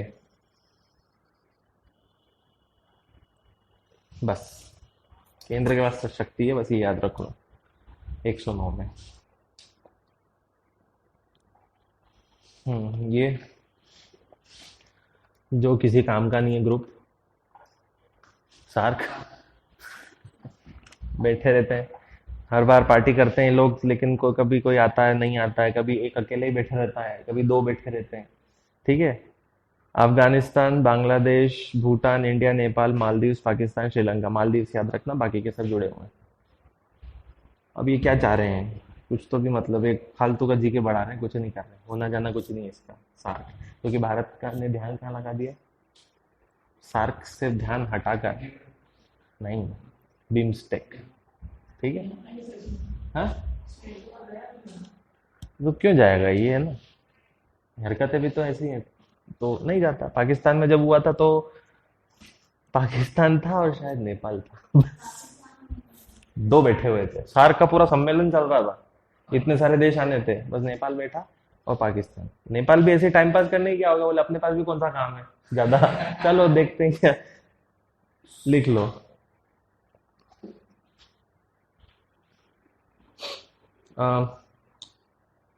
सार्क के सदस्य देशों के लिए, सार्क के सदस्य देशों के लिए मुद्रा विनिमय प्रबंध, फ्रेमवर्क ऑन करेंसी स्वैप, मुद्रा विनिमय प्रबंध, फ्रेमवर्क ऑन करेंसी स्वैप में संशोधन की मंजूरी मिली, में संशोधन की मंजूरी मिली।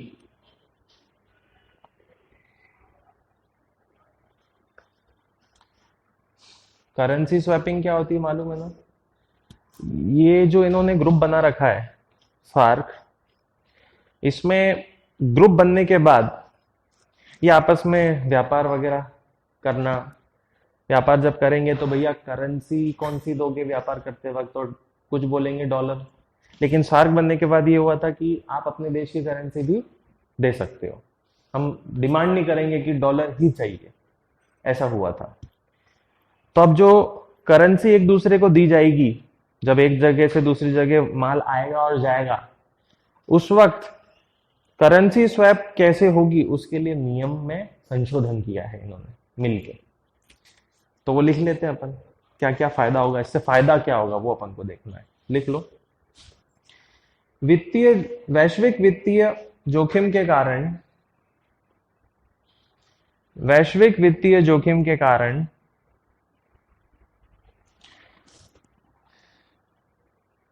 सदस्य देशों को सहायता मिलेगी,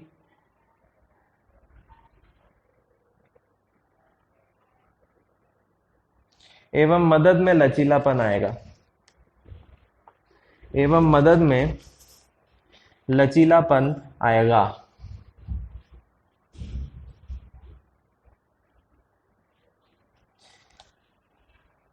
आरबीआई हर सार्क सदस्य देश को अब यहां मीनिंग समझ में आ जाएगा क्या हो रहा है।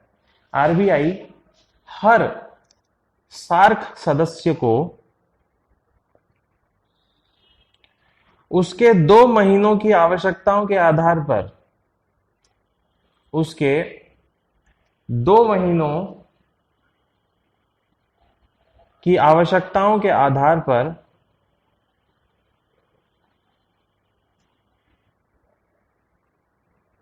$2 बिलियन से कम राशि के $2 बिलियन से कम राशि के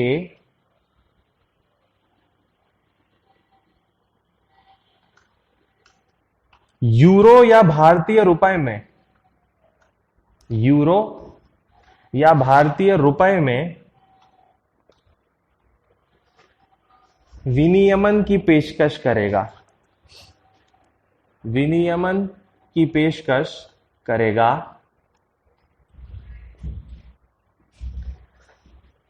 आयातों से, आयातों से। जैसे इंडिया ने कुछ भेजा अफगानिस्तान, अफगानिस्तान के लिए क्या हो गया, आयात। तो आरबीआई बोलेगा कि पेमेंट कैसे दें, ठीक है। पेमेंट जो रहेगा वो कितना, किसके अंडर होना चाहिए, $2 बिलियन के अंदर होना चाहिए। और पेमेंट हम आपको डॉलर में शायद भी दे पाएंगे, थोड़ा डॉलर में दे देंगे, थोड़ा यूरो में दे देंगे और ज्यादातर रुपए में दे देंगे। ये है, ठीक है। अगला लिख लो, लास्ट, सेकंड लास्ट है। राष्ट्रीय इलेक्ट्रॉनिक्स नीति, नेशनल इलेक्ट्रॉनिक्स पॉलिसी, राष्ट्रीय इलेक्ट्रॉनिक्स नीति, नेशनल इलेक्ट्रॉनिक्स पॉलिसी 2019, मंत्रालय कौन सा होगा, मीटी।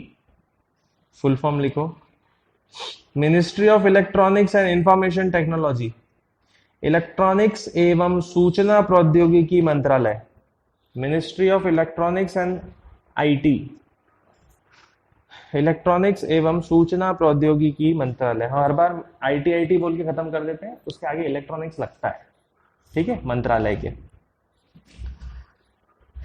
ने स्वीकृति दे दी, ministry of electronics and IT ने स्वीकृति दे दी। कुछ नहीं, बेसिक चीजें हैं, लिख लो एक एक करके। प्रतिस्पर्धा बढ़ाने के लिए अनुकूल माहौल बनाना। देखो ना जीके बोलने की जरूरत पड़ी ना कुछ, प्रतिस्पर्धा बढ़ाने के लिए अनुकूल माहौल बनाना, तो डी जनरेशन करने की जरूरत नहीं पड़ती है फिर। दूसरा, वैल्यू, मूल्य श्रृंखला को बढ़ाना, वैल्यू चेन इंक्रीज, मूल्य श्रृंखला को बढ़ाना। मूल्य श्रृंखला को बढ़ाने का मतलब क्या हो सकता है, निर्यात बढ़ाना, एक्सपोर्ट, निर्यात बढ़ाना। मूल्य श्रृंखला का मतलब ही होता है एक्सपोर्ट बढ़ाना। अगला, मेगा परियोजनाएं बनाना,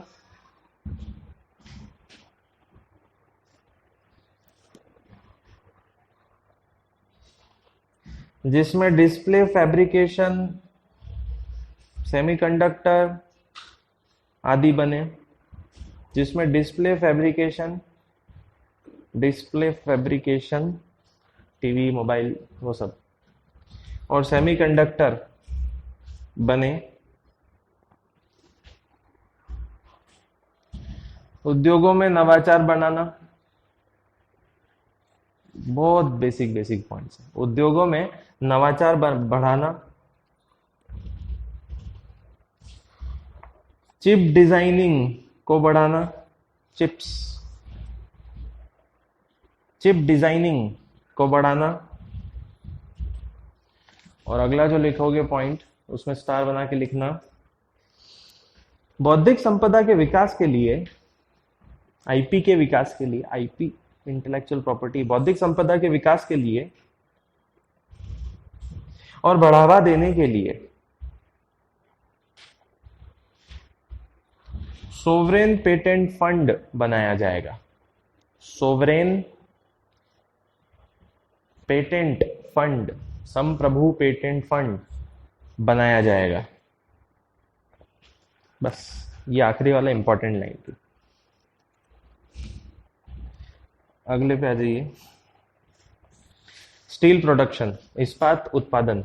स्टील प्रोडक्शन, इस्पात उत्पादन। स्टील प्रोडक्शन में लिख लीजिए,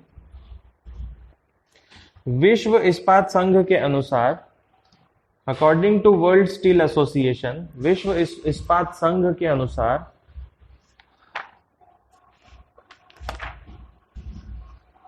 भारत इस्पात उत्पादन का दूसरा बड़ा देश बन गया है। India is now second largest steel producing country.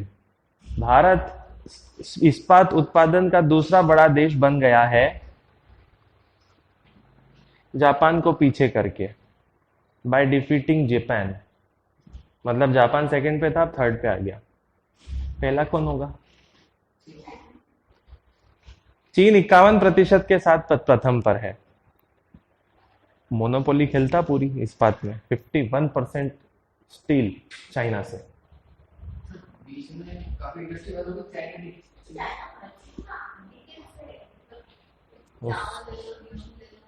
एक तो उसका क्षेत्रफल बड़ा है, और दूसरा जमीन के नीचे सब मिलता है, कच्चे में, रॉ में। तो इसलिए उसको बाहर से मंगाना नहीं पड़ता। तो जब बाहर से मंगाना, हाँ वैसे मंगाता, ऑस्ट्रेलिया से बहुत मंगाता, ऑस्ट्रेलिया स्टील, हाँ कच्चा आयरन वगैरह खूब मंगाता है, और उसके घर में भी बहुत मिलता है। इंडिया में बताया, इंडिया की जमीन के नीचे है क्या? है सब वैसे तो, एक तो निकालने की ताकत नहीं है, कोयला नहीं निकाल पाते। मंगाने में भी अच्छा खासा है, फर्स्ट हो जाएगा थोड़े टाइम बाद। दूसरा कोयला कब तक खत्म? क्या मतलब कोयला भी इस्तेमाल कब तक कर लोगे आप खुद से भी? एक तो निकाल नहीं पा रहे और चिपके हुए कोयले पे ही बहुत सारी चीजें हैं। यूरेनियम नहीं है तो थोरियम है, थोरियम की तकनीक है पर पूरी नहीं है, आती नहीं है ठीक से, प्रॉब्लम है। इंडिया की जमीन के नीचे सब कुछ होते हुए भी कुछ नहीं है, ठीक है, क्योंकि निकालने के तरीके नहीं है। सर्वे कंप्लीट ही नहीं है इंडिया की जमीन का, कहाँ कितना पेट्रोल निकल सकता है पता ही नहीं किसी को, कहाँ किस जमीन के नीचे कितना सोना गड़ा हुआ है। तो वो बस वो कोलार फील्ड्स, कर्नाटक गोल्ड भैया, वहां तक रहता है उनका, और कहीं भी तो मिल सकता है। फिर वो अफवाहें अलग उड़ती हैं, यूपी में मिल गया गोल्ड नदी में, उन्नाव में फिर बाद में फिर मिला तो ऐसा मिला कि 10 लाख 1000 करोड़, मतलब राहुल गांधी जैसे नंबर बता के कि इतना सारा है गोल्ड, तो लोग पागल हो गए। जमीन के भाव तो पता नहीं कहाँ आसमान छू गए, जबकि गधों को पता होना चाहिए नेशनल ट्रेजर है, तुम्हारी जमीन तो उतने में बिकेगी, सरकार लेगी तो उतने पैसे भी नहीं मिलेंगे। तो वो वाला चला, फिर एकदम से आया कि नहीं ज्यादा नहीं है, 100 किलो मतलब 100 टन के आसपास ही, ज्यादा नहीं। तो फिर से सब नॉर्मल हो गए। इतना तो अपने हर शहर के सुनारों के पास रहता है। और क्या लिस्ट 5 की लिख लो, 5 टॉप देश कौन से? पहला चीन, भारत, जापान। चीन, भारत, जापान के बाद कौन आ सकता है? स्टील नहीं, स्टील है, दुनिया बनती है, अमेरिका। और 5वां दक्षिण कोरिया। दक्षिण कोरिया सबसे बढ़िया देश, सबसे छुपारुतम देश, बढ़िया काम चल रहा है उसका। वो पूसान से सियोल वगैरह में पूरा इंडस्ट्रियल कॉरिडोर कंप्लीट कर दिया है।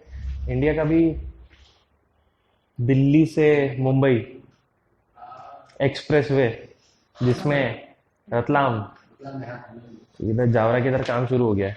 अभी तो घास वो पेड़ वेड़ काट रहे हैं। 8 लेन नहीं 16 लेन बनेगी। और सबसे बढ़िया बात है, एग्जैक्ट बीच में है रतलाम।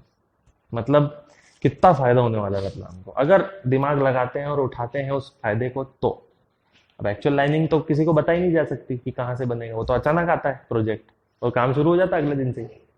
नहीं तो बड़ी समस्या हो जाएगी ना वो उस जगह की प्रॉपर्टीज, क्योंकि मरेगा कौन? तो लेंगे ना ये तो, क्योंकि इनको पता है कि कहाँ आ रहा है, ठीक है। अब वो कोटा डायरेक्ट रोड रहेगी यहाँ से, सीधे। वो मंदसौर में कौन सा डैम है, गांधी सागर, हम्म, उसके साइड में से होती निकलेगी एक्सप्रेस वे। जमीन डेवलप कर रहा है कि और अरे और भी करना है। हाइटेड रहेगा। लोग क्या सोचेंगे साइड में ढाबा खोलेंगे, रुकेगा थोड़ी ना वो। लोग सबसे बड़ी गलती नहीं कर रहे हैं। वो 16 लेन एक्सप्रेस वे है, 120 किलोमीटर 140 किलोमीटर की स्पीड से दौड़ेगी कार। और टकराएगी भी ना तो ऐसी टकराएगी कि 2-3 किलोमीटर तक जाएगी वो, इतनी दूर तक। अगर, और सबसे बड़ी रिस्क है, एक्सप्रेस वे है, मालवा से गुजर रही है तो ट्रैक्टर ट्राले आके कीचड़ भी करेंगे उसमें, सब होगा। फिर जुर्माना भी भरना पड़ेगा उनको। और ट्रैक्टर टॉले स्पीड में नहीं चलते तो उनके लिए अलग से साइड लेन देनी पड़ेगी, तो धीरे वाले लेन में चल। अब यहाँ के लोगों को शिक्षित करना पड़ेगा कि फर्स्ट लेन में मत चलना, उधर आंधी तूफान की तरह कारें दौड़ेंगी। ठीक है। बहुत हादसे तो देखो अभी क्या होने वाले हैं। और बहुत शांति से चला, शांति से भी नहीं चला सकते, दौड़ानी ही पड़ती है, वो एक्सप्रेस वे है, उसमें आप रोक नहीं सकते। पर अच्छा है, ट्रैफिक नहीं होगा उसमें, दूर दूर तक कोई दिखेगा ही नहीं क्योंकि सब तेज दौड़ा रहे हैं। हैवी नहीं होगा, लेकिन हैवी हो भी सकता है। वो होगा दिल्ली की तरफ और मुंबई की तरफ। फिर आ जाएगा आपका सूरत, सूरत से फिर वडोदरा, फिर गोधरा, गोधरा के बाद आ जाएगा ये रतलाम का साइड वाला झाबुआ, झाबुआ से फिर रतलाम। तो इसमें फायदा किसको है? ढाबे वाले को नहीं है, रेस्टोरेंट वाले को नहीं है, ठेके वाले को नहीं है। इसमें फायदा उसको है जो बड़ी इंडस्ट्री डाल रहा है या बड़े होटल्स डाल रहा है, तगड़े होटल्स, 5 स्टार होटल्स। रतलाम में क्या होगा? रतलाम में अगर हो ना, सही तरीके से कुछ करना चाहते हैं तो रतलाम का इंडस्ट्रियलाइजेशन आसपास में तेज हो जाएगा। बड़े बड़े लोग उद्योग तो डालने वाले हैं, ये तो गारंटी है। और उसके आसपास डालने की क्या जरूरत है फिर? आप 5 किलोमीटर बचाने के लिए 2.5-3 करोड़ एक्स्ट्रा दोगे उस जमीन के लिए, आप दूर लो ना, रतलाम में ही ले लो, इंडस्ट्री वहां सेटअप करो तो आपके लिए एक वो फ्रीक्वेंट, क्योंकि रास्ता क्या है, 1700 किलोमीटर है दिल्ली से मुंबई। हाँ, 1750 किलोमीटर है दिल्ली से मुंबई। और दिल्ली से मुंबई पहुंचने में लगते हैं एग्जैक्टली 24 घंटे, वो कर देगा 14, 10 घंटे खत्म, साफ। अब आप सोचो 10 घंटे दिल्ली से मुंबई खत्म हो रहे हैं तो रतलाम तो बीच में है दोनों के, तो 7 घंटे दिल्ली, 7 घंटे मुंबई, फुल स्पीड में चलो तो। नॉर्मली 7 घंटे कहाँ लगते हैं यहाँ से? शायद 4 घंटे लगते हैं भोपाल जाने में, तो बस उतना ही मान लो, 3 घंटे और चलाना है। तो फायदा बहुत अच्छा होगा लोगों का, लेकिन इंडस्ट्रियलिस्ट का फायदा होगा। और इंडस्ट्रियलिस्ट का फायदा होगा तो देखो आप, रतलाम का भी तो फायदा होगा ना, नौकरी तो मिलने ही वाली है, रतलामियों को ही मिलेंगी। अब ये हो जाए कि नहीं हम तो बाहर से ही लेबर ला रहे हैं, तो फिर वो तो गड़बड़ है रतलामी के लिए। बट कानून बने हुए हैं कि भैया लोकल लोगों को तो आपको नौकरी देनी ही देनी है। जैसे इसका देता है, तो वो है। बाकी वो मत सोचना कि अपन ढाबा खोल लेंगे तो चलेगा, वो नहीं होने वाला है। बहुत सिंपल प्रोजेक्ट है। आपके बड़े सपने तभी पूरे होंगे जब आप आईएएस आईपीएस बनोगे। क्लियर है? क्या है, उससे भी 10 फायदे निकलते हैं। क्योंकि कल को आप कुछ करना चाहते हो, आपका नाम नहीं है, आप छोटे हो और आप पहुंचते हो कि मैं ये करना चाहता हूँ किसी संस्थान के पास, वो आपको भगा देगा। लेकिन जब आप बड़ा नाम लेके पहुंचोगे तो कोई मना नहीं करता है, क्योंकि वो सब आपसे जुड़ना चाहेंगे। तो आपको आगे जाने की भी जरूरत नहीं हो, खुद आप चलते चलते आपके पास आ जाएंगे कि ऐसा करना है वैसा करना है, पार्टनरशिप सब चलता है। खूब शेयर्स रहते हैं इन लोगों के पास में, खूब पार्टनरशिप रहती है। ये मना करते ना तो भी लोग देखे जाते हैं, इतना पैसा रहता है। तो वो तो है ही। तो बस वो एक बार का इन्वेस्टमेंट है ये पढ़ाई, और कुछ नहीं है। ये कागज नहीं है, ये असल में धन है, ये नोट है ये। हाँ, तगड़े एसपी बन गए, डंडा उठा लिया तो क्रिमिनल बोलेगा साहब 2-3 लाख ले लो, मानना मत।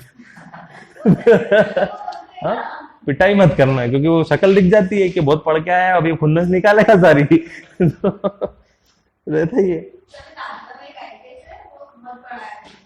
हाँ,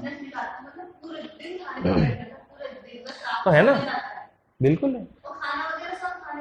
सब सब सब चाय बिस्किट सब टेबल पे आएगी, आपको कहीं कहीं कुछ तो करने की जरूरत नहीं है, सब मिलेगा।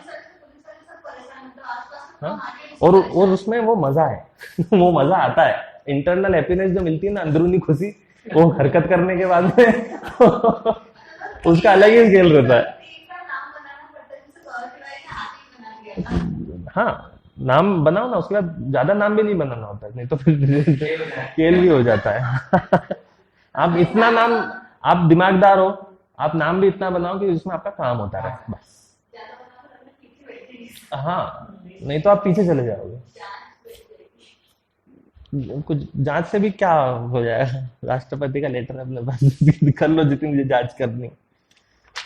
इसीलिए तो क्या है, एक एक पॉइंट जो है ना उसको बस दिमाग में बैठा लो कि सिस्टम ऐसे चलता है, क्योंकि सिस्टम कैसे चलता है वही प्रश्न पूछे जाते हैं हर क्वेश्चन में, आपको पता होना चाहिए।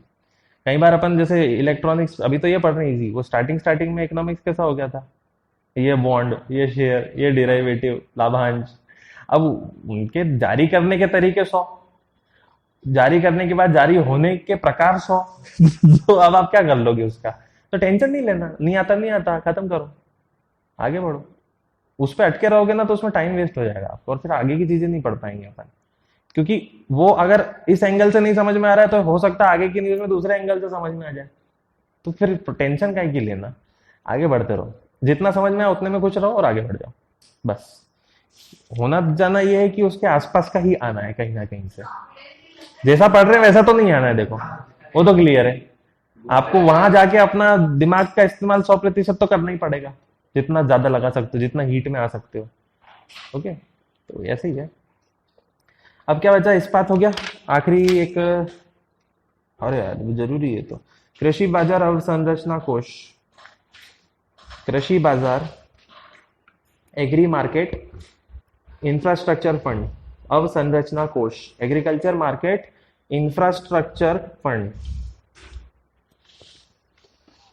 अब ये आपको देखने में लग सकता है कि मंत्रालय होगा, मंत्रालय नहीं है ये।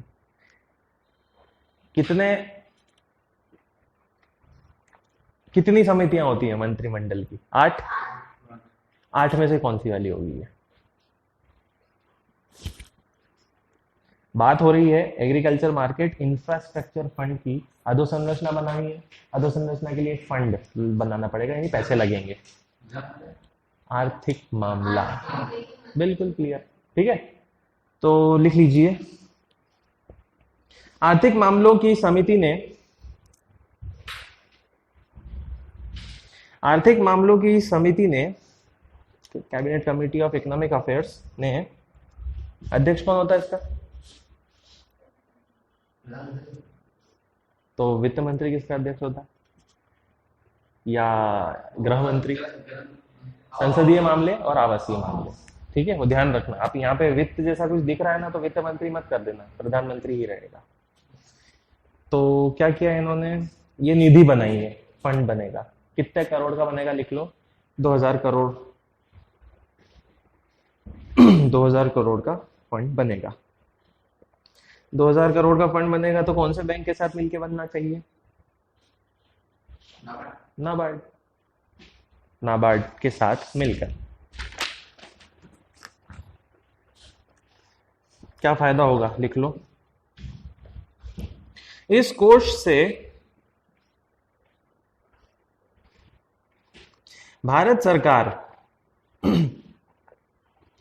585 कृषि उपज विपणन समितियों को, 585 कृषि उपज विपणन समितियों को, ये बहुत इंपॉर्टेंट है, इंग्लिश में भी लिखो, agriculture produce market committees, APCM, APMC, agriculture produce market committees, APMC, एवं 10,000 ग्रामीण कृषि बाजारों में, ग्रामीण एग्रीकल्चर मार्केट्स, 10,000 ग्रामीण कृषि बाजारों में, ग्रामीण एग्रीकल्चर मार्केट्स में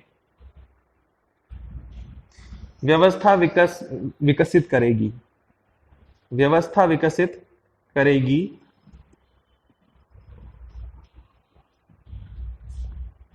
और वित्तीय छूट प्राप्त ऋण देगी, और वित्तीय छूट प्राप्त ऋण देगी। आखिरी में लिख लो पीपीपी आधारित, पीपीपी आधारित। चलिए बजट पे आ जाइए, अब खत्म हो गया है अगला बजट। ये मैं ले नहीं पा रहा हूँ, मेरे को थोड़ा सा टाइम लगेगा एक आध दिन सेट करने में, ये और ये दोनों। अब बजट कर लेते हैं अपन आखिरी। बजट में हमने देखा था women and child social welfare, ठीक है, जिसमें सीवर लाइंस डलनी है पूरे देश में ऑटोमेटिक साफ सफाई के लिए, जिससे मैनुअल स्कैवेंजिंग या मेलाडोना की प्रथा खत्म हो जाएगी। एग्रीकल्चर और टूरिज्म में क्या होगा, 5 चीजें लिखी थी हमने। आर्कियोलॉजिकल साइट्स बनेंगी, कहाँ कहाँ, राखीगढ़ी, हस्तिनापुर, शिवसागर, धोलावीरा और आदिल चन्नोलूर। उसके अलावा और क्या बनेगा कलकत्ता में, नोमिस्मेटिक्स और ट्रेड म्यूजियम, सिक्कों का और व्यापार का म्यूजियम बनेगा। और उसके बाद में ट्राइबल म्यूजियम का बनेगा रांची में, ठीक है। मैरीटाइम लोथल तो हमने पहले भी पढ़ रखा है। फिर हमने एनवायरनमेंट और क्लाइमेट चेंज पढ़ा था, पेरिस क्लाइमेट सम्मेलन 2015। गवर्नेंस में क्या होने वाला है, 2022 में G20 की अध्यक्षता करेगा, क्योंकि 75th एनिवर्सरी, और कितने पैसे लगने वाले हैं, 100 करोड़ 2-4 दिन के लिए।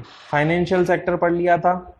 फाइनेंशियल सेक्टर आखिरी लिखा था आपने कि डिपॉजिट इंश्योरेंस और क्रेडिट गारंटी कॉर्पोरेशन बनेगा, जिसमें लोगों की जो इंश्योरेंस करने की फिक्स लेवल होता है उसको 1 लाख से बढ़ाकर 5 लाख कर देंगे, तो बढ़ जाएगा, इंश्योरेंस में पैसे ज्यादा मिला करेंगे, वो ऐसी योजना लाई है। अगले पे आ जाइए, टैक्स व्यवस्था, टैक्सेशन सिस्टम, टैक्स व्यवस्था 2020-21 की टैक्स व्यवस्था क्या चलने वाली है, लिखो। पहली, pan card allotted online on basis of Aadhaar. Pan card जारी होगा ऑनलाइन आधार के आधार पर। Pan card allotted online on basis of Aadhaar, pan card जारी होगा आधार की जानकारी के अनुसार, ठीक है। बड़ा लंबा चौड़ा फॉर्म भरना पड़ता था पैन के लिए, अब नहीं भरना पड़ता, ऑनलाइन हो जाएगा। अगला, dividend distribution tax will be removed. लाभांश वितरण कर हटाया जाएगा। Dividend distribution tax will be removed, लाभांश वितरण कर हटाया जाएगा। अगला,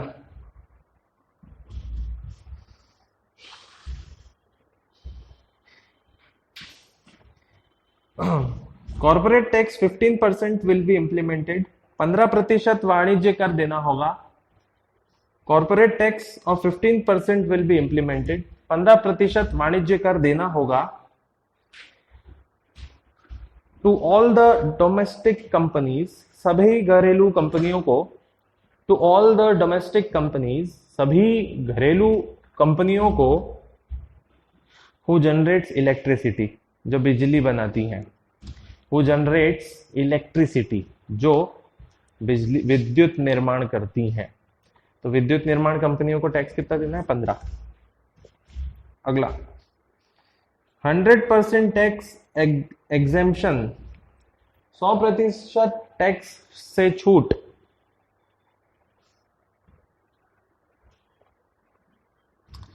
इन interest, dividend and capital gains, ब्याज, लाभांश और पूंजी प्राप्ति में। In interest, dividend and capital gains, ब्याज, लाभांश और पूंजी प्राप्ति में,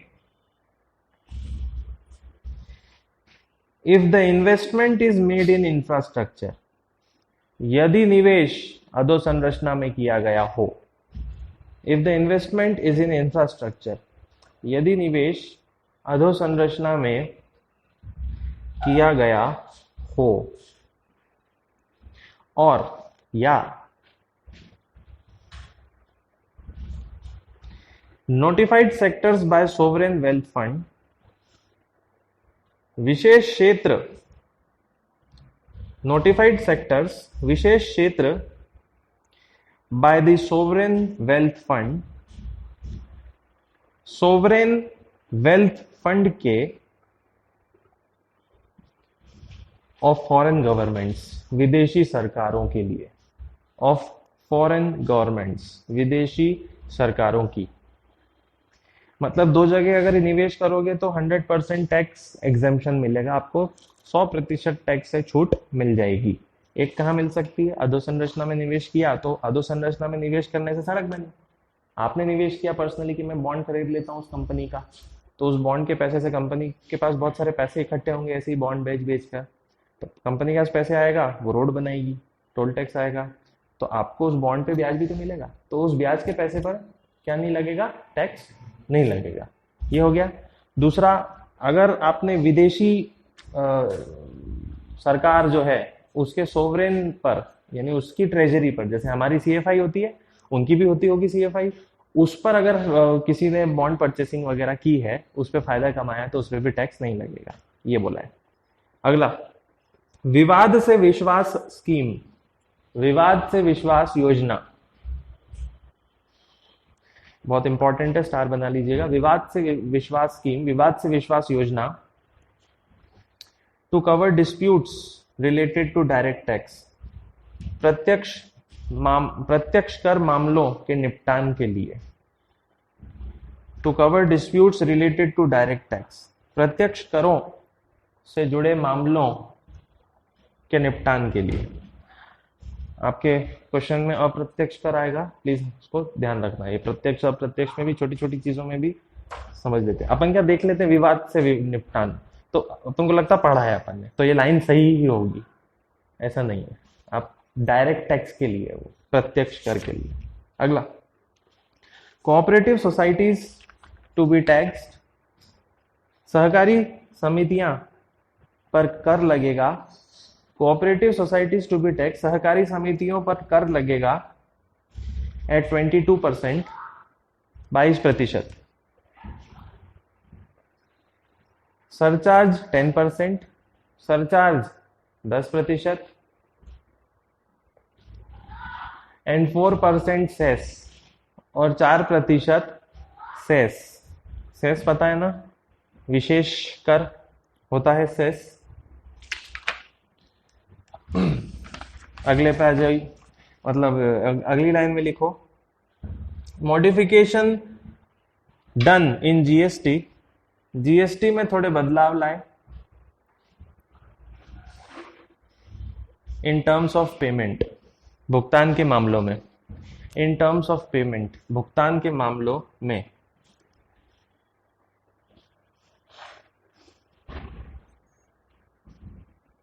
क्या क्या होगा जीएसटी में, लिख लो। Centralise system for e invoices, e बिलों हेतु केंद्रीय व्यवस्था होगी। Centralise system for e invoices, e बिलों हेतु केंद्रीय व्यवस्था होगी। अगला, सिस्टम ऑफ कैश रिवॉर्ड, नगद पुरस्कार मिल सकता है। A system of cash reward, नगद पुरस्कार मिल सकता है कस्टमर्स हु सीक इनवॉइसेस, उन खरीदारों को जो बिल लेते हैं।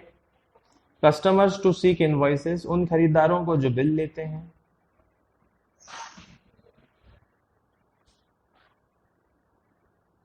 और आखिरी लिख लो, एसएमएस बेस्ड फाइलिंग, एसएमएस आधारित फाइलिंग करना।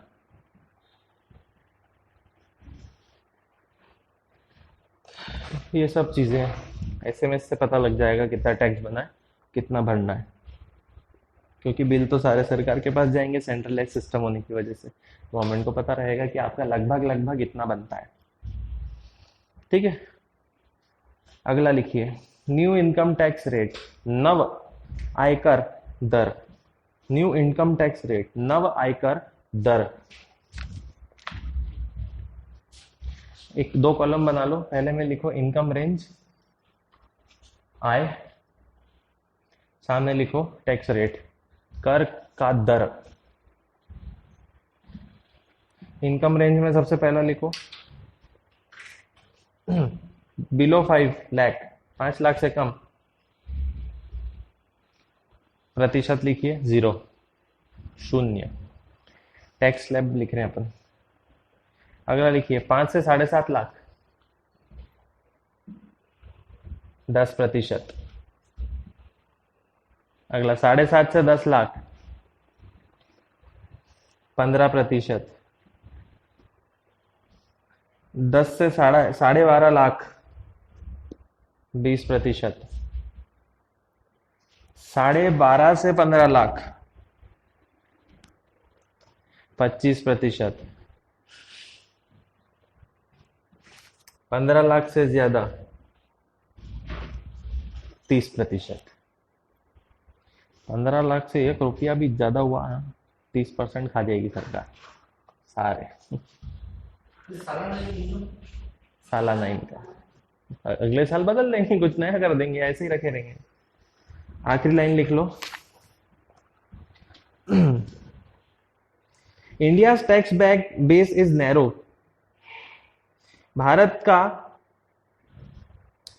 कर आधार संकीर्ण है। India tax base is narrow, भारत का कर आधार संकीर्ण है। क्या मतलब इसका? लोग वैसे ही पहले ही कम टैक्स देते हैं। एंड हैज बिकम नैरोअर, और अब और कम हो गया है, अब और संकीर्ण हो गया है। Due to low collection of GST, GST के कम आने से।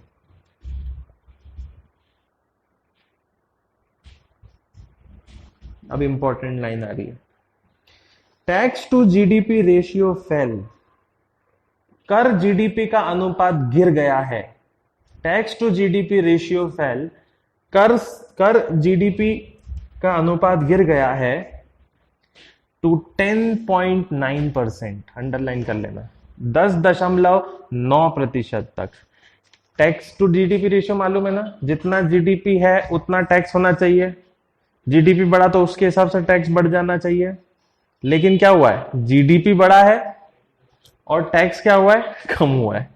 तो फर्क कितना आ गया है, 10.9% का। ये नुकसान हुआ है जीएसटी से। कब का है ये नुकसान, लिख लो, इन 2018-19, 2018-19 में।